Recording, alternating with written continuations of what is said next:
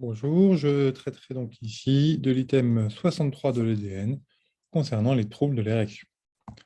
Vos objectifs de connaissance sur cet item sont d'en connaître la définition, ses caractéristiques en termes d'épidémiologie et de savoir faire un diagnostic positif à travers le bilan clinique et la réalisation d'examens complémentaires. La prise en charge ne fait pas partie du programme et est un rang de connaissance C. Un mot d'introduction, on va débuter par un peu d'anatomie pour vous dire que l'anatomie des organes génitaux et notamment de la verge prend place en lieu d'un véritable complexe musculo-tendineux périnéal et que vous avez plusieurs muscles qui vont avoir une importance dans la régulation des mécanismes sexuels que sont l'érection et l'éjaculation, avec notamment le muscle bulbo-spongieux dont les contractions rythmiques vont être à l'origine du processus d'éjaculation, en tout cas vont aider l'éjaculation, et le muscle ischio-caverneux qui peut avoir un rôle faible mais néanmoins présent dans l'érection. Allant un peu plus en détail, vous voyez ici que la verge est composée de 3 cylindres, 2 corps caverneux dorsal et le cylindre urétral fait du corps spongieux qui va ensuite se prolonger par le gland. Et les 2 corps caverneux sont entourés d'une enveloppe rigide et inextensible qu'on appelle l'albuginée. En allant un peu plus en détail encore au sein des corps caverneux, vous voyez qu'il existe une cartographie vasculaire très particulière au niveau des espaces sinusoïdes. C'est cette cartographie si spécifique qui va permettre l'érection, puisque vous avez les veines sous-albuginéales qui vont circuler entre les espaces sinusoïdes caverneux. Et cette disposition va faire que lors de la vasodilatation des espaces sinusoïdes, vous allez avoir une compression de ces veines et donc une augmentation de la pression artérielle. Un mot sur les voies nerveuses pour vous dire qu'il y a 3 voies principales et 2 centres médulaires dans la voie de l'érection. Vous avez un centre thoracolombaire où passe l'influx sympathique qui est inhibiteur, un centre sacré où passe l'afflux parasympathique qui est excitateur, et vous retrouvez ensuite le système somatique dans le sens inverse pour la sensibilité du gland et de la peau. Ces différentes voies sont ainsi à l'origine de 3 types d'érections. L'érection réflexe suite à une stimulation locale, donc c'est donc le système somatique qui va lui aller stimuler directement le noyau sacré. L'érection psychogène qui, elle, fait suite à une stimulation cérébrale. Vous allez avoir donc la stimulation cérébrale, souvent visuelle chez l'homme, avec levée du réflexe inhibiteur thoracolombaire pour permettre la stimulation du noyau sacré. Et vous avez enfin des érections nocturnes ou dites réflexes qui vont accompagner le sommeil paradoxal et qui sont très liées à la sécrétion de testostérone, en tout cas la présence de testostérone. Il y a un neurotransmetteur essentiel qu'il faut connaître, qui est le monoxyde d'azote, le NO, et c'est bien ce relargage de NO qui va permettre une vasodilatation artérielle et une relaxation musculaire lisse. On distingue différentes origines à la dysfonction érectile, une origine psychogène pure, une origine organique, où là on retrouve de nombreuses causes, les causes artérielles principalement, qui s'encadrent en tout cas qui prennent place dans le cadre de la dysfonction endothéliale. On retrouve également des causes neurogènes, des causes hormonales, également des causes iatrogènes, notamment post-chirurgicales et principalement après prostatectomie radicale. Enfin, vous avez rarement des causes organiques pures et on a souvent une part psychogène à partir du moment où on s'installe une dysfonction érectile. Dysfonction érectile qu'on va définir ainsi, et tous les items sont importants. Il s'agit donc de l'incapacité permanente ou persistante, ce n'est pas la survenue une seule fois, à maintenir une érection suffisante pour permettre une activité sexuelle satisfaisante. Et vous voyez qu'ici apparaît la notion d'activité sexuelle satisfaisante, et ça montre bien qu'on s'adapte à la sexualité du sujet et non pas à une échelle érectile stricte. Et cela depuis plus ou moins 3 mois.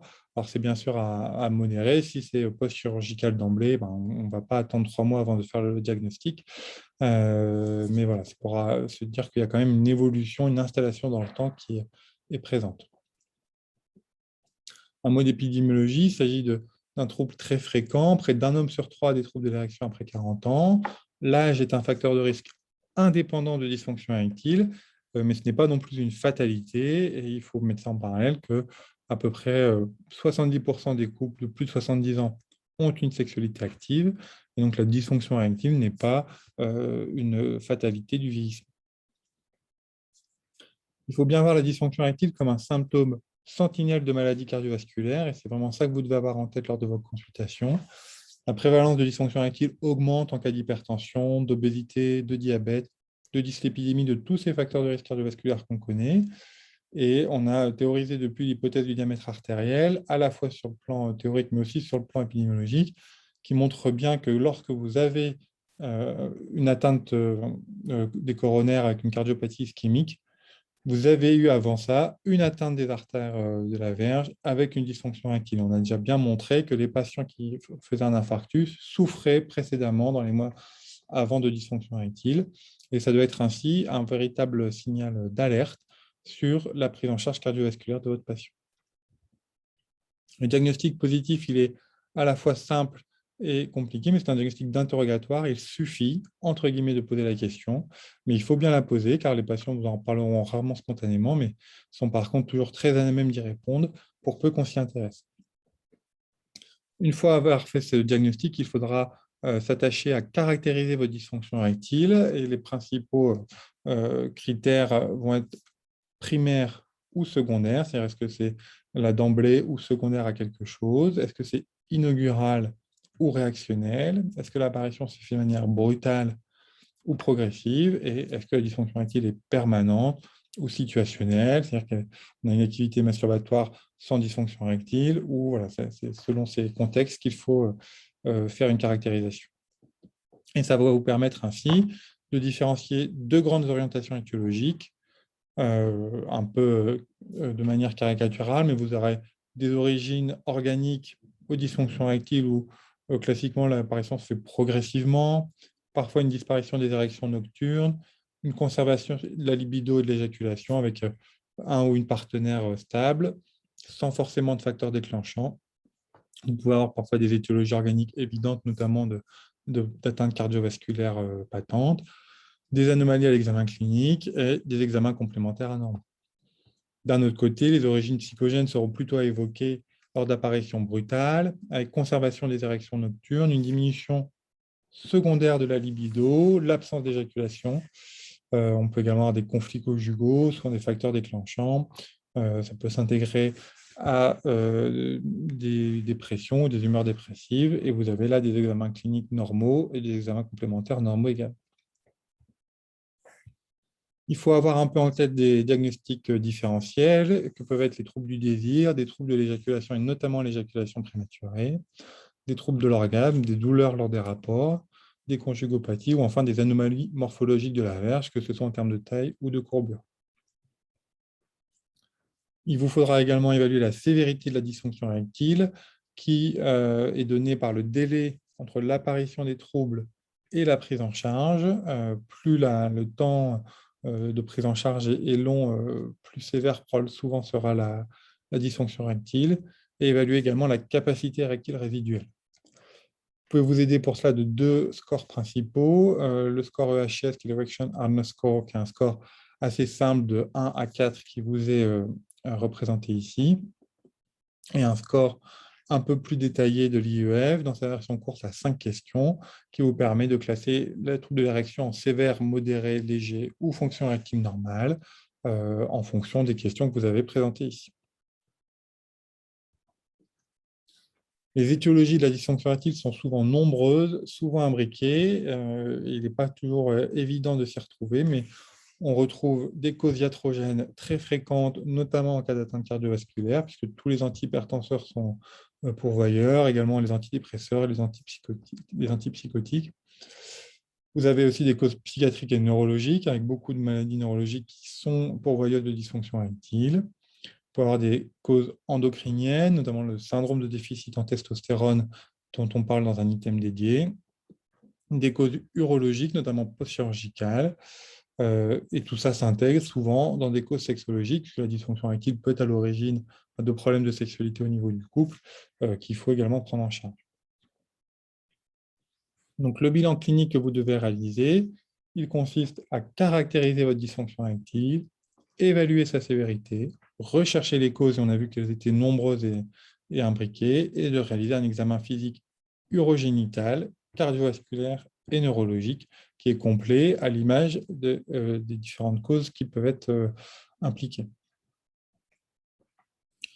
Votre bilan complémentaire de première intention, il est à bien connaître. Il comporte le bilan cardiovasculaire, donc la recherche de facteurs de risque avec une glycémie à jeun ou une hémoglobine glyquée chez un patient diabétique, un bilan lipidique, une testostéronémie totale, et d'autant plus que si vous avez des signes de syndrome de déficit androgénique lié à l'âge, mais ça fait partie du bilan de première intention.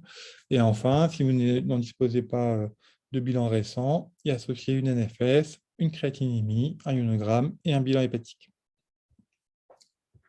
La prise en charge thérapeutique est donc au rang C des connaissances, consiste déjà en une prise en charge initiale d'information, de conseils d'hygiène de vie, notamment de protection cardiovasculaire, de lutte contre la iatrogénie, et vous avez plusieurs traitements pourvoyeurs qu'il faudra rechercher. Et vous avez à votre disposition soit des traitements pharmacologiques qui vont être des solutions vasculaires de prise en charge qui vont viser à augmenter l'afflux sanguin au niveau caverneux, soit par voie orale avec les inhibiteurs de la phosphodiesterase de type 5, donc c'est le sildenafil ou le Viagra et les apparentés, ou des prostaglandines plus efficaces, plus puissantes, qu'on peut administrer soit par voie intra-urétrale, soit par voie intracaverneuse, par des injections.